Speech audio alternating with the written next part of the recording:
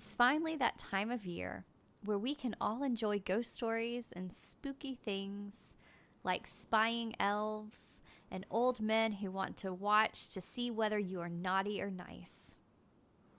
Yes, it's finally Christmas.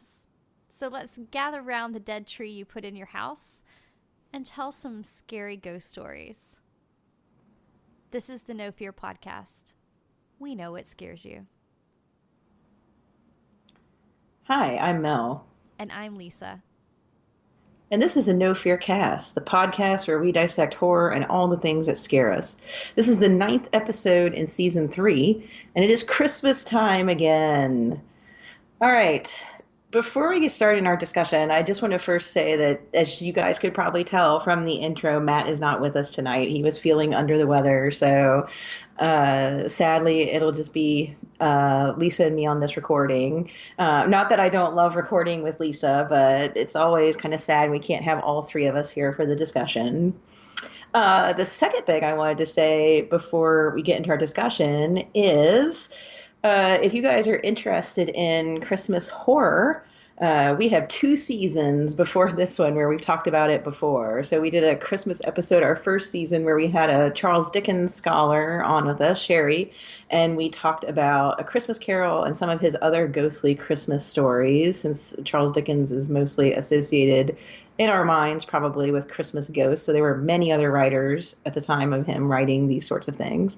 And the other thing is, I believe our first season we did a mini episode that we released to everyone. We do mini episodes on Patreon. If you support us as a Patreon supporter, $5 a month, you get extra bonus content and conversations in the weeks between our main eps. And we did a mini episode on Christmas horror kind of around the world where we talked about Krampus and the Yule Cat and Gorilla and various other Christmas horrors in other countries and traditions that we have brought with us to America. And I believe our last Patreon episode, if I remember correctly, in this season was about Christmas haunted houses and how that's a new phenomenon. So there's other episodes y'all can check out if you're interested in this topic. So Merry Christmas. As I think we've talked about before, ghosts don't just stop haunting us on Halloween. They hang around all winter. For instance, the song "The Most Wonderful Time of the Year" talks about the scary ghost stories and tales of the glories of Christmases long, long ago. Telling Christmas ghost stories, particularly in the night of Christmas Eve, has been a tradition for a long time. And while it probably has been going on much longer than the Victorian age, during the Victorian age, when a lot of our traditions of Christmas became a thing, people weren't really celebrating Christmas that regularly in the Victorian time period. And so some of our traditions got pulled from other places and kind of formed then. From the Christmas tree to present giving and, using stories to kind of teach morals and charity during the time period and that sort of thing. But this idea of the dark winter nights and the cold and all of that kind of lent itself, I would say, probably to the penchant for people telling ghost stories. And the Victorians just kind of ran with it so they could make money selling their Christmas annuals. With lots of Christmas ghost stories in them. That's kind of my take, Lisa. I know you said you want to bring back Ghost Story at Christmas time. Yeah, I mean, I really feel like we need to bring back the ghost story at Christmas time. I mean, precisely for the reasons that you were talking about, Mel, because like I'm sitting here as we're recording this and it is in December and of course it got dark around my house way too early. And it's cold and probably not as cold as it is in some parts of the country, but for me it is very cold outside. And it's just kind of rainy and dreary and gross, and it's the exact kind of weather that makes me at least want to wrap up in a big cozy blanket with like a cup of tea and never move. But I can see how that would be a tradition, like, putting kind of Christmas and the holidays aside. I can see how that would be something that people would want to do, just kind of get cozy, get kind of snuggled up and then start telling stories. And honestly, the best stories to tell are the ones that, have a ghost in them or some sort of intrigue. So you can kind of see how that would naturally come about, and then just putting Christmas on top of it, because I think I can't remember if we talked about it in one of our last episodes, or maybe it was our last mini for our Patreon supporters, where we were discussing just the idea that, sometimes Christmas, it can get just a little too holly jolly, and you need something to balance it out. And, sometimes it's nice to kind of talk about something that's not quite as Christmassy as everything else is screaming in our modern society. Everything is sugar cookies and elves and gingerbread men, and it gets to be a lot. So yeah, I would welcome a tradition of inviting some close friends over and sitting around a fire and seeing who can spook each other out with the best ghost story. I think it's great.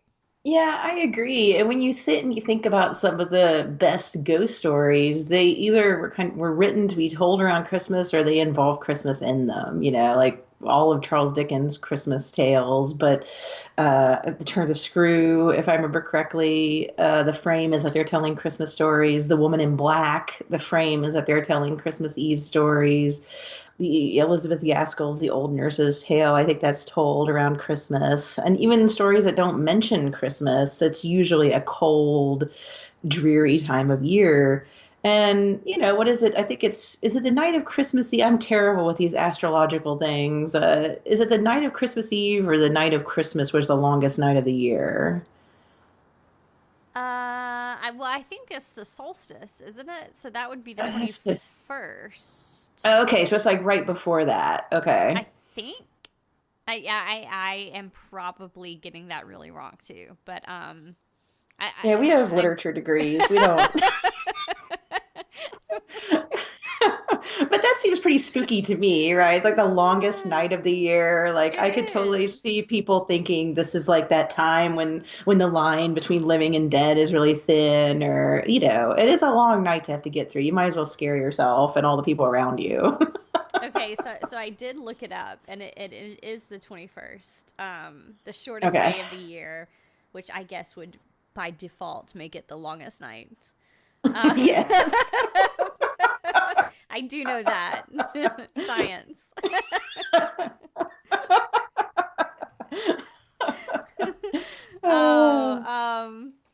Yeah, but in a lot of these stories, and I'm so glad we're talking about this today, and we're only going to touch on a few of them, because if I cannot revive the tradition of telling ghost stories around Christmas Eve or maybe the winter solstice, then I would at the very least like to get people reading some of these old, for lack of a better term, Christmas ghost stories, even though, as you pointed out, a lot of them don't really take the holiday into consideration. It's just more that they were told around that time period. But I think we need to be talking about it, because people know when you say Christmas ghost story to most people, they're like, no, that's not a thing. Then you remind them of the song that you quoted, Mel, and they're like, oh yeah, why is that? And then you bring up, of course, Charles Dickens' A Christmas Carol, and then usually people are like, oh, okay, I guess that is a thing. But there are so many more writers out there than just Dickens who are doing this. And so if we can't revive the tradition, then at least I think we should revive some interest in these writers, because some of these stories are great. And one thing that I love is their attention to setting. Every good ghost story needs a really good setting. That's why I think so many of them are in like an old English manor house or something. But as you said, Mel, a lot of these involve either winter weather, like a snowstorm, which is kind of fun, or just kind of dreary, gross weather. And more than a few of them involve almost library-like settings.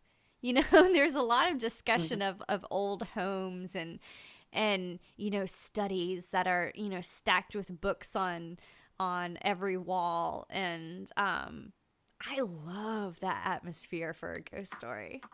Oh yeah, and one of the writers that we're going to talk about is M.R. James, and he was an academic, which is You can tell in his stories.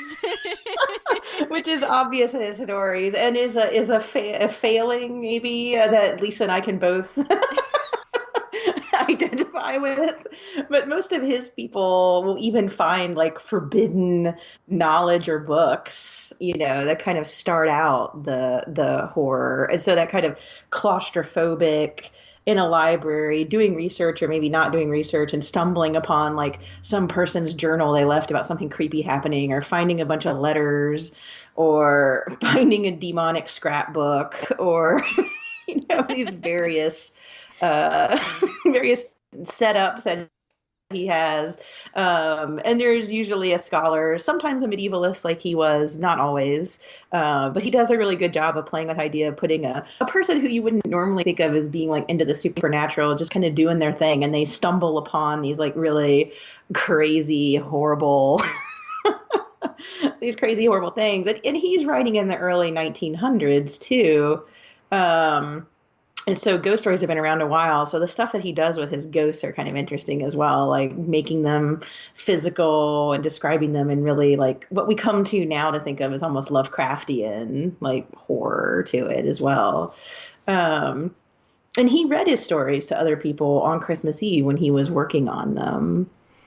And so that's kind of, even though Christmas doesn't always appear in his stories, as you were mentioning, Lisa, they still have that Christmas connection to the point where the BBC used a lot of his stories for their Christmas ghost story miniseries that they did. I think it was in the 70s and the 80s. I think they did it, and then they revived it in the mid 2000s.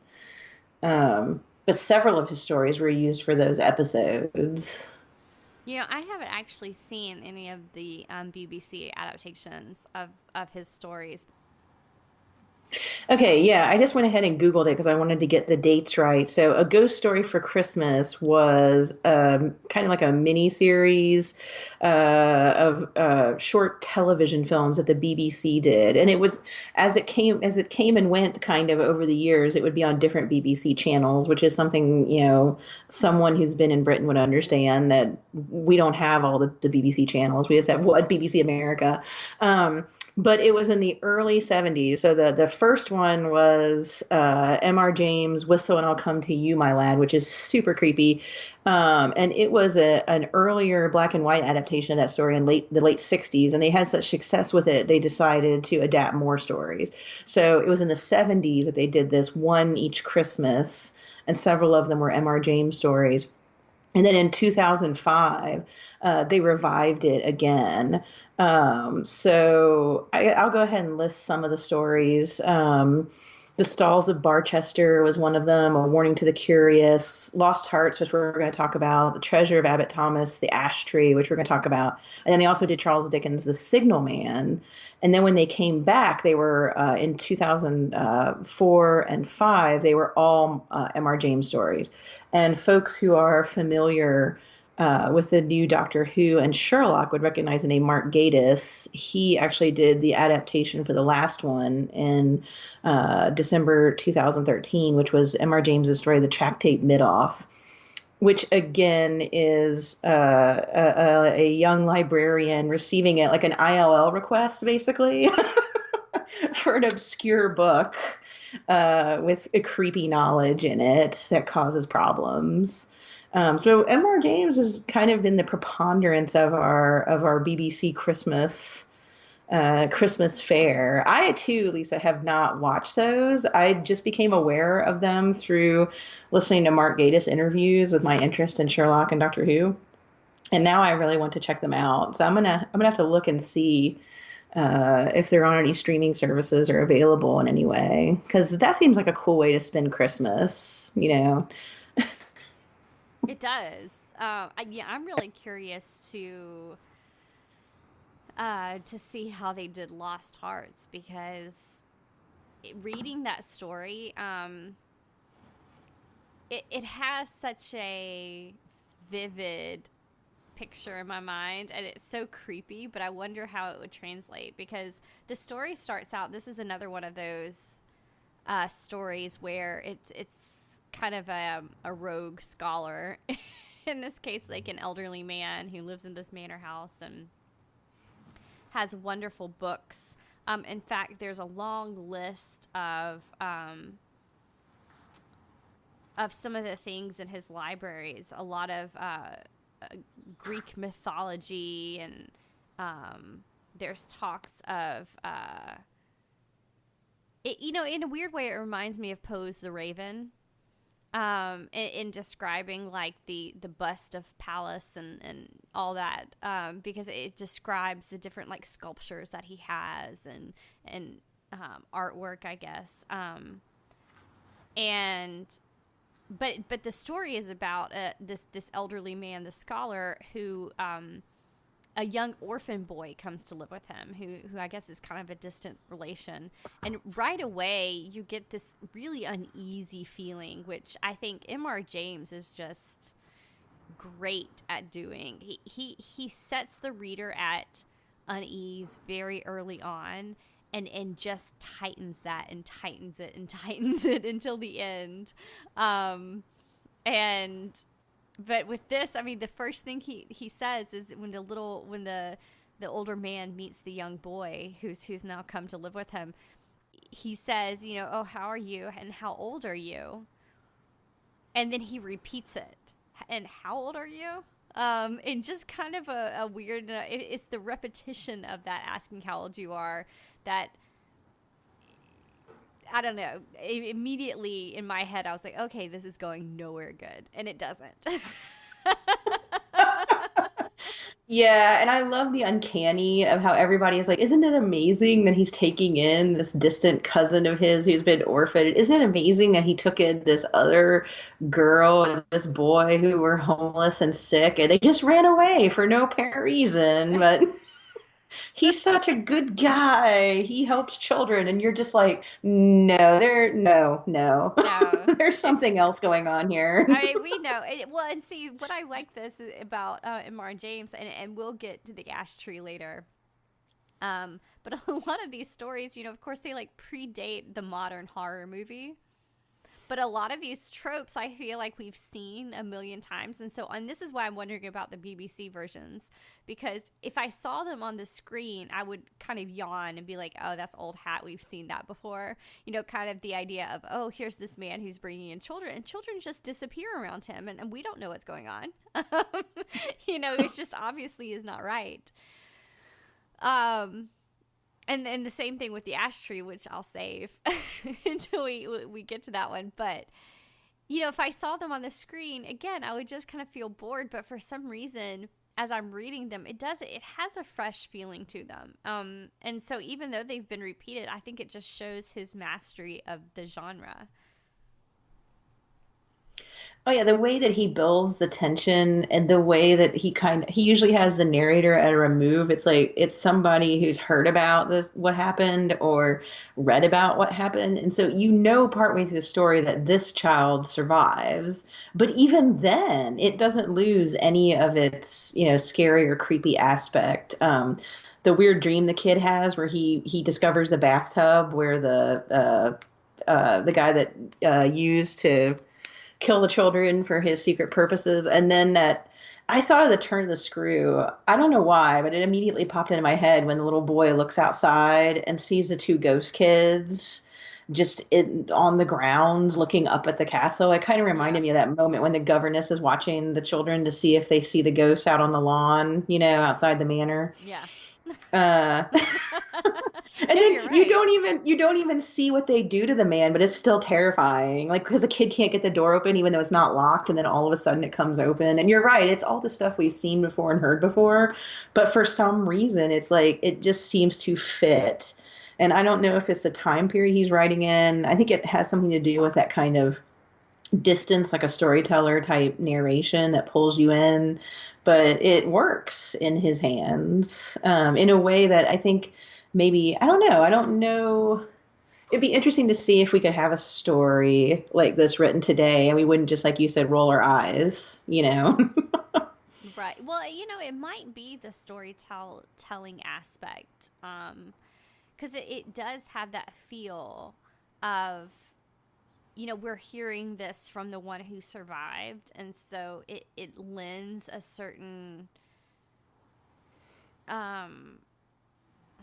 urgency is maybe the wrong word I'm looking for, but it helps the story out, because especially in the end when you basically get to look at the old man. His name is Mr. Abney. I don't think we've ever named him in the podcast. His name is Mr. Abney, and the reader actually gets to see Mr. Abney's secret papers, and so you're kind of given the answers in these secret papers, which brings the reader into the story in a really neat way. You kind of feel like one of the characters at that point, getting the secret knowledge. But yeah, in any other story, I think I would have just rolled my eyes and been like, well, that was info dump at the end of the story. Like, okay, thanks for explaining it all to us. But when I first read this one, I had to go back and reread his letters a couple of times because I was like, did I read that right? Oh my gosh. Yeah, what he's doing to those kids is horrific. I found myself wondering, like, could people watch this on television? Because you know how, was it Henry James, no relation, said that the turn of the screw that makes people more scared is when children are the victims. And this man is like cutting open children and trying to make sure they stay alive while he's like doing magical things or whatever with their hearts. It's pretty intense, and I feel more creeped out in some ways by having that happen off stage. It's like it's the stuff you don't see and just have described in the letters that you imagine and you make worse in your mind because you've seen what the kids did to the man. It's like this selective pulling back of the curtain, just enough to get you thinking and kind of creep yourself out. Right. Well, and too, that you really feel like you're reading one story until you get to the end and realize you're reading another, because it could be just a kind of deranged man, almost like a Frankenstein character, a Dr. Frankenstein character, in that, he's so single-minded in his pursuit of immortality, because that's what he's trying to do, right? Yes, yeah. Yeah. He's so single-minded in this pursuit that he doesn't have any regard for the lives of the children. And so it could very easily be well, we just need to see this kid escape. We need to see him like outlive this man or run away from this man or get away from this man. And it could very easily just be that story. But then by the end you do realize, and kind of a nice twist, because a lot of the ghost stories around, especially around the Victorian time period, the ghosts were pretty, what's the word? Passive, maybe, is what I'm looking for. I mean, they were there to kind of point you to the lost fortune that your aunt left you that you couldn't find, or tell you something about, but they weren't very interactive. These ghosts are, and it becomes this like very enjoyable, vengeful ghost story. Oh yeah, these ghosts they have like, claws and they are mad. Yeah. They definitely are seeking vengeance. They will, yeah, I think that's one of the creepy things about James's ghost too, is that he uses the touch of the ghost in such weird, interesting ways that you're right. Like a lot of Victorian ghosts didn't really touch anybody. They were just replaying something or providing you with information or trying to communicate. His ghosts like grab people, smother people, poison people, stab people. Yeah. There's a lot of physical interaction with the ghosts in M.R. James stories. Yeah, there is. I mean, and I think that's one of the things that make M.R. James the kind of master of the ghost story. Because as much as I love reading, like you mentioned, Turn of the Screw, and I can definitely see the comparisons that you would make between this story and the Turn of the Screw. And I love the Turn of the Screw, and I like it for its ambiguity. But there's no ambiguity in an M.R. James story most of the time. Yeah, they I can. can only think of a couple that are ambiguous. But it's fine because it's so creepy and it lingers with you. It really It does. does. It does. I think we need to talk about the ash tree because I know this entire episode is not going to be about M.R. James. We want to sneak another writer into our discussion. But I'm really curious, Mel, to hear your thoughts on the ash tree because I will go ahead and say of these two, Lost Hearts is my favorite. Mm-hmm. And the ash tree is interesting. But I'm curious to hear your thoughts. Well, I love Lost Hearts. I liked rereading it, and it lingered with me from the last time I read it, which was a few years ago. But the ash tree, because I practically have arachnophobia, spiders with bodies bigger than a man's head Yeah. Well, again, this crawling is over your body imagery. while you're sleeping in bed.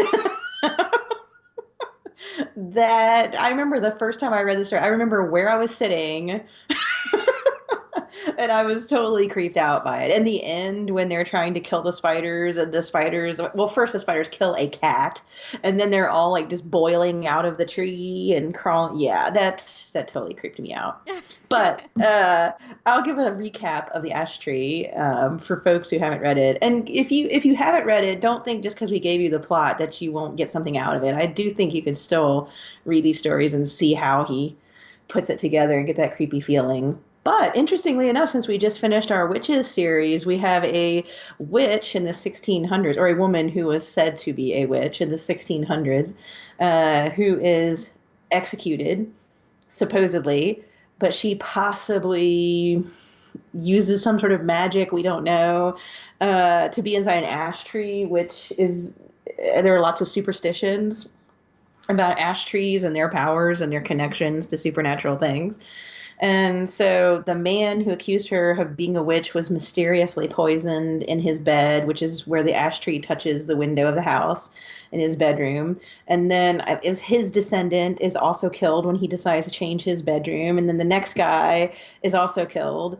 And so in the end, you have the two characters who are like 2 or 3 generations removed at that point, who are trying to figure out like what's wrong with this bedroom where people just keep dying in it. And so again, they use the papers, like the journal of the previous vicar, to put together that it must be the ash tree.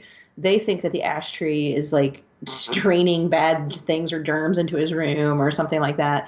What they don't realize is that apparently the witch's body is in the middle of the ash tree and spiders are coming out of her, which apparently was one of the superstitions about witches, connections to um, pests. And huge spiders just keep coming out of the tree and going in and killing the descendants of this man when they sleep in this bedroom. So yeah, it kind of lacks the punch of Lost Hearts to a certain extent, but because I'm so creeped out by spiders, the description of them, when the people are seeing them crawl over them and not knowing what they are, really kind of stuck in my memory. I can see how that would. I think I was um, deadened to the fear of spiders I know we've talked about this on the podcast. Something wicked this week. Oh yes, the spiders on the ceiling. Where the ceiling cracks, and that to me is I'm like I've seen the worst. Bring it. That is true. That's a Bring good it point. on, M.R. James, because I've seen the worst and I've survived. So no, but I think Yes. that is a good element to discuss because, and I think this is why this story kind of bothers me a little bit, and I wish I could have read it fresh, but I think modern day horror movies have ruined this trope for me because it's like it's basically the plot of The Conjuring, isn't it? It is.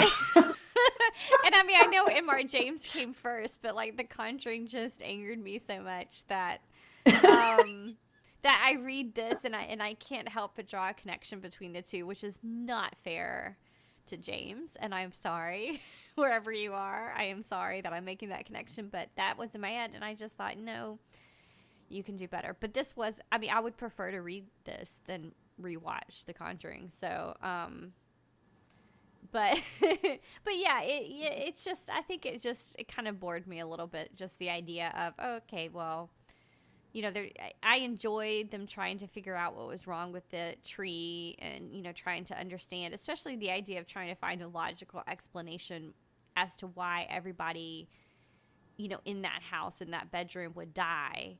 And then finding that there's a supernatural reason behind it. You know, I do like that aspect of it. And as you pointed out with the spider imagery, you know, M.R. James is just really good at making that ghost story atmosphere.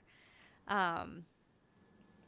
I don't know if I was in the early 1900s and sitting around a fire and somebody told this story, I would be sufficiently creeped out. But you know, sitting in my chair in 2018 and reading it, I just wasn't. But I could see how your Conjuring anger could get transferred. And I have to say, like, James was not charitable toward women in his stories. If they appeared at all, they didn't really have much of a point, or they were just, like, evil. And so the end of this story is kind of ambiguous because it's like, is it really the witch's body, and is she doing this magically, or is this some weird thing with the ash tree?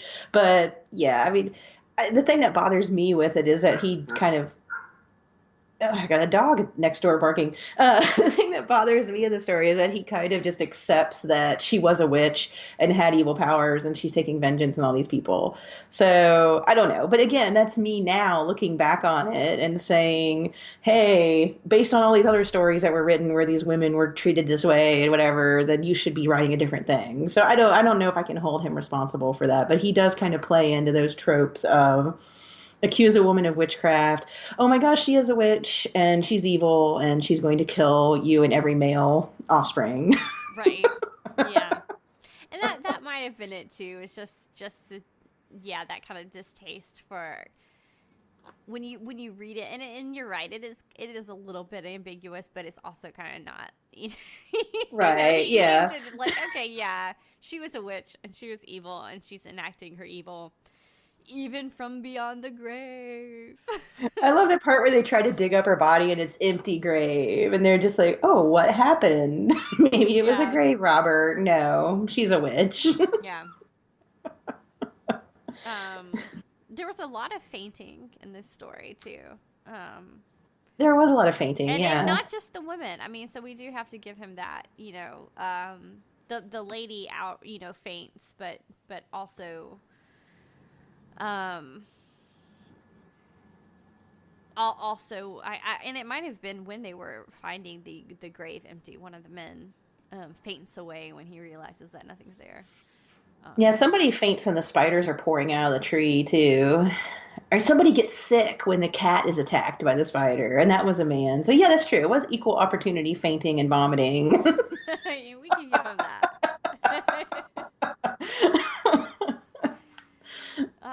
I do like that kind of halfway through this, and it's around the time when they're looking through the books and the papers to try to figure out what's going on, that they kind of pause and have a like a dinner party. It's like, if you have to remember, you know, you're reading an English story, and it reminds me a little bit of when we had our discussion on oh gosh, what was it? The Day of the Triffids, where you know, they had to pause for tea. Yeah, there's always a pause for tea in the middle of the apocalypse, because they're English, so they have to remind you of that. And at one point, it kind of reminded me of that in this story because, you know, they're all talking about what had been going on, and then you know, in the end, oh yeah, they're going to stop and they're going to have dinner and wine and play some cards and then continue on with their little mystery, which is kind of fun. Yeah, not doing that would just be so uncivilized, wouldn't it? I mean, This was before the fainting away. See, if they had waited a little bit on the dinner party and solved the mystery, they wouldn't have seen all these horrible things, Right, and they right. wouldn't have fainted. Yeah. And this is, I think, before the cat too. So, Yeah, that's true too. I think Yeah. at that point, it had only been stories that they had heard. They had not actually seen anything. So I guess the party was acceptable. But that did strike me as very English and very charming. You can't solve a mystery on an empty stomach. Oh my goodness. Well, I don't know. I don't want to keep talking about this story because I just don't. But What a nice transition yeah, there. A plus. Um, no, I mean, because we've been talking about women and how M.R. James does kind of give his women characters the short end of the stick. To some degree. I mean, there's a lot of testosterone in his stories, and often, as you said, there's the older male scholar, who's out to find the secrets of the supernatural, in a dusty old library somewhere. But a lot of these stories were written by women, and so we're going to talk about one in particular, Charlotte Riddell. Which I think it's important to talk about some of these women in the context of especially the Christmas ghost story, because I think Dickens, to a greater extent, and maybe M.R. James to a lesser extent, dominate a lot of the discussion. So you want to tell us a little bit about Charlotte Riddell? Sure. So Charlotte Riddell was writing a little bit before James. So when James was publishing his stories in the early 1900s, Charlotte Riddell was nearing the end of her life. She lived from around 1832 to 1906. And she's a very interesting writer. Her stories have been published. You can find her stuff on the internet, but she's not as easy to find as someone like Charles Dickens or M.R. James. She published under her married name, Mrs. J.H. Riddell, though I think she used a pseudonym earlier in her career. When she was married, she decided to go with her married name, which was a Victorian convention. This was something that a lot of women writers at the time were doing. And I guess we can't really tell if her marriage was happy or not, but there were rumors about her husband having been at prison at one point, possibly for debts, maybe something else was going on. We don't know for sure, but what we do know is that her husband was not really able to support himself and her. They were constantly in financial problems, so they were constantly facing debt, constantly on the edge of bankruptcy, and they made it through mainly because of her work. She was constantly working and felt like her writing was rushed sometimes because she was trying to make money to keep food on the table. And a lot of women writers, particularly around that time, like the 1800s, were writing to either support themselves or to help support families. And so, the myth of the writer in a room somewhere supporting themselves with only their writing is is something that writers have had to deal with for years and years and years. It's very difficult, to make a living, but she did for a time. And then after her husband passed away, she then became ill with cancer, and she basically died in extreme financial straits. I think she belonged to the Society of Authors, which was like a club of authors, and they would help support each other financially. And she liked to write. Interestingly enough, Riddell wrote social realism novels that had to do with the economics of the time and financial troubles that people often found themselves in, and was kind of calling out this idea of like getting more and more money and not taking care of the people who are working for you. But she also was a prolific ghost story writer, and she published several stories in the Christmas annuals. So Charles Dickens, I think we talked about this in our Charles Dickens Christmas Carol episode.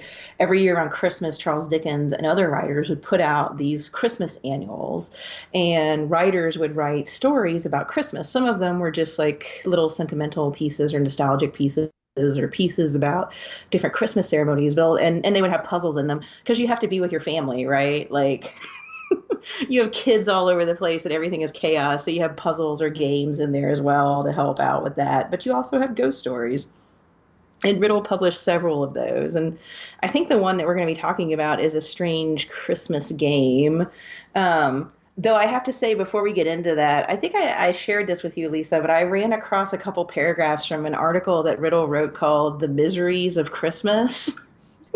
Where she talked about all the things she thought was wrong about Christmas and how annoying she found it. And this is a woman who is trying desperately to make a living and survive off Christmas stories, which I just thought was amazingly ironic. It's one thing to be a humbug and make your money off Christmas stories. It's another to write an article about how pissed off you are. You have to be around your family at Christmas. And how it's not as fun as people claim it's going to be. I feel like she's the heroine at the start of like every Hallmark Christmas movie. You know, like like it's her job.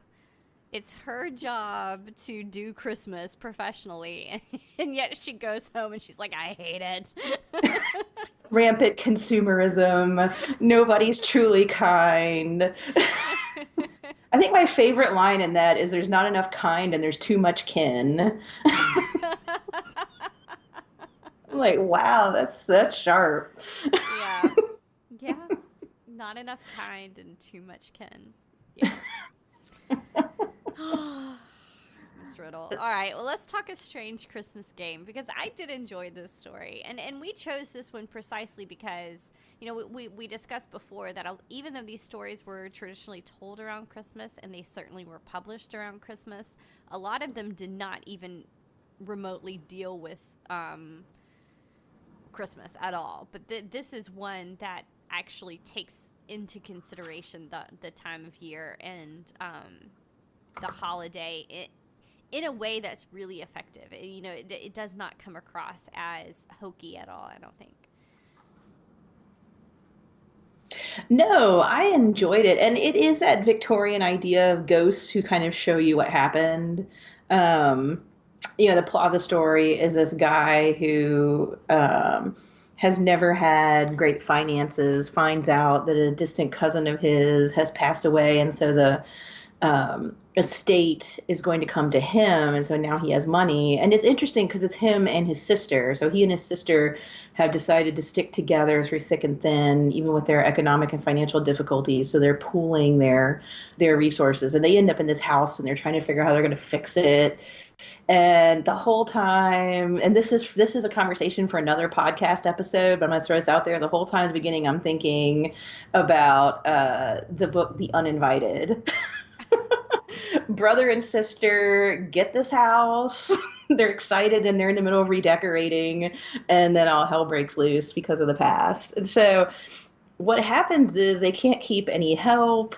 They are like, they keep hearing this trumping around and banging, and people say it's the ghost of the man who died in the mansion. So I think two people have inherited the mansion since the guy disappeared. Nobody knows if he's dead or not. They assume he is. And the last person didn't want to stay in the house. They just left it empty. And so he and his sister want to live there because they have nowhere else to live. And it's getting increasingly difficult to get anyone to work on the house, to stay there with them. And they're not getting enough sleep, and they're getting cranky with each other, and they're getting upset. And so they decide to stay up in the two rooms that were associated with the man's disappearance: the parlor that he supposedly was in on Christmas Eve playing cards, and his bedroom. And they basically, on Christmas Eve at one point, I think it's like the first or second year they live there, they see these two ghosts, the guy that disappeared, Jeremy Lester, I think his name was, and the guy who was playing cards with him. They see them get into a dispute about the cards. They see Jeremy challenge the other guy to a duel for cheating. And they see his friend literally, like, kind of like, he stabs him in the chest, but it's kind of stabbing in the back because he cheats in the duel. And so they witness this, and then they tell other people it was a dream. And then they basically kind of use that vision to solve the mystery. But yeah, I agree with you, Lisa, that I like the way that she used used Christmas Eve in the story in a way that, like you said, other writers maybe would write a story and they tell it at Christmas, but they don't put Christmas in it. I mean, it's in the title. It's the whole like they have to wait until Christmas Eve until they can even find out what happened, and it works. I think it's a really neat little motif to tie it all together. It didn't feel gratuitous to me. It felt like it could work in the universe of the story. And I always liked that idea too. I mean, I like my ghost vengeful, which is probably like why I like Lost Heart so much. But if it's not going to be that type of ghost story, I think probably the other type of ghost story I like is this idea of like a cyclical ghost. A ghost that's going to replay the same thing um, over and over and over again, especially when it's linked to a certain time. Um, kind of like, oh, every time the clock strikes, midnight, this ghost pops up and does something. I've always liked that type of ghost story. I think it's fun. And for this to be connected to Christmas Eve, and like you said, Mel, for the characters to have to wait until Christmas Eve, which, I don't know, it's just kind of a neat thing. It's a neat story trick, and I enjoyed it. I did too, and I like the inclusion of the sister. Like the sister was a fully fledged character, fully fleshed out character. And even though it kind of ends neatly with him, marrying the woman that she wanted him to marry the whole time, like I feel like both of their storylines get equal attention, even though it's told from his perspective. So I enjoyed that too. Yeah. Yes, I agree. I agree. Yeah, Claire is a good character. She's and it is an interesting choice to have a brother and sister, I think too, which you don't see a whole lot. Normally it's a husband and a wife, or friends, or um, you know, just a single solitary man, for instance, inheriting it. But I like the idea of the brother and sister inheriting it. It's fun. Hmm. Yeah, it definitely kind of doubles down on family. And if I remember right, her story Nutbush Farm also has a brother and sister who inherit property. So it seemed to be something she returned to over and over again. Yeah. It's interesting. This also takes advantage, just not even of we've already talked about Christmas, but the idea of winter and snowstorms, blizzards. That's the word I was looking for. Where I'm dancing around it. The big white storm in winter. Um, it takes those kind of elements into account, and kind of adds both to the mystery of it and the atmosphere of it. Because that's one of the things that, kind of going back to what we were talking about at the beginning of the podcast episode, is that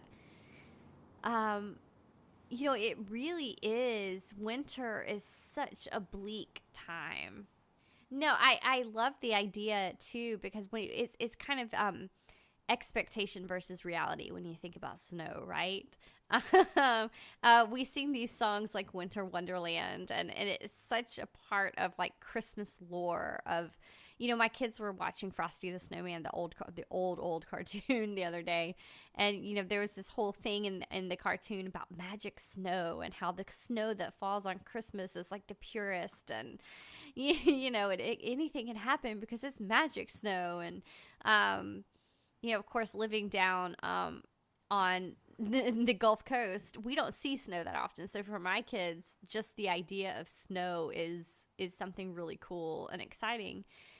But if you've ever been around like a real snow, you realize how quickly it can become kind of sinister. It's gorgeous, it's beautiful. And that's one of the things that is really kind of played up in this, because it's not just that this thing happened around Christmas, but the man who they're investigating his disappearance, Mr. Jeremy, happened during a snowstorm. And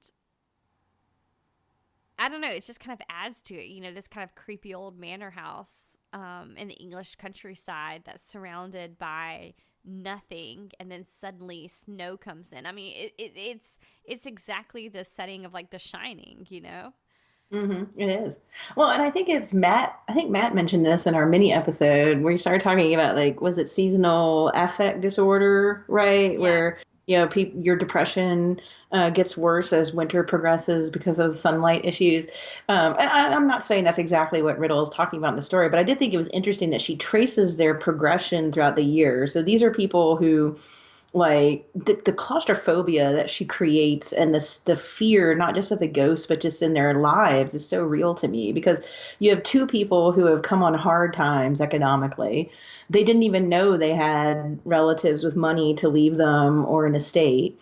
They get it. They don't even really have enough. They barely have enough money to keep it going. They're afraid. They don't know if they can change it, but they do have some money that they can travel for the first time. And remember, they travel through Europe and it's summer and it's happy and he meets a new love and things are great.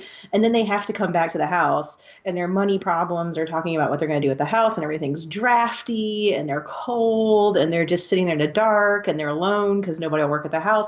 And it's just like it's the feeling and the mood of it gets kind of worse and worse and worse until it's just like the two of them in this house desperately trying to solve this mystery in the cold and the draftiness and the dark and it's snowing and then they discover it and that just kind of really gets me too because you start to kind of identify with them and realize yeah like the weather and their isolation and their financial woes that they're trying to rectify with this new money and now this ghost like all of it like like everything in their life is kind of not going well at that point basically and they just want to solve that mystery and I thought the way she kind of put all of that together and really created an atmosphere that was really effective too.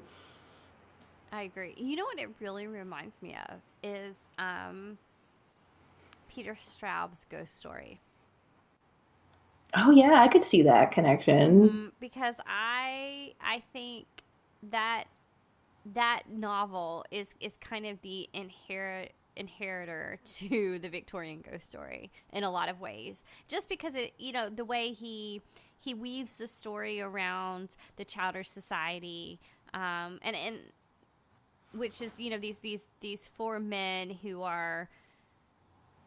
get together and sit around the fire. I think there's even talk of like this old kind of wood paneled library in the opening of the book, but where they all just sit around and tell stories to each other. And of course there's a greater purpose to that. And if you have not read that book, listeners, then I highly suggest going out and reading that. But he uses not just the idea of storytelling and telling ghost stories, but I think to a greater effect, he uses the cold weather, because snow and cold and ice, it all plays really well into the atmosphere of that book and that feeling that you were describing. I think that Riddle captures of just how your problems can seem so much bigger when it's dark and cold outside. Oh yeah. So, yeah. Yeah, it exacerbates all of those things. It makes you seem more alone and more and like things are worse than they actually are. Yeah, totally. Yeah, I agree. And then Well, hopefully you don't have an ash tree next to your bedroom because then things will get really bad really fast. though, maybe if that ash tree just, if that was an actual Christmas story, then that wouldn't have been a problem because, you know, I don't think the spiders would have come crawling out if there was a blizzard outside. That is true. Yeah. I don't know. I just think out of all the stories we've talked about, the ash tree is my least favorite, but. And it might have been too just the timing, like you said, that we just finished talking about witches, and I left that discussion feeling that pretty fond of witches because I feel like it's a place where women can be powerful in a society that they feel powerless in, and then M.R. James just let the air out of that sail completely. That is very true. Yeah. It's unfortunate timing. Oh my goodness. Okay. Well, Mel, I don't know. Do you have anything else to say about this Christmas ghost story, I kind of had the feeling that we can continue this on for a few more years because there are so many more writers of the Christmas ghost story that we could talk about. Why don't we Oh, just push to the yeah. two?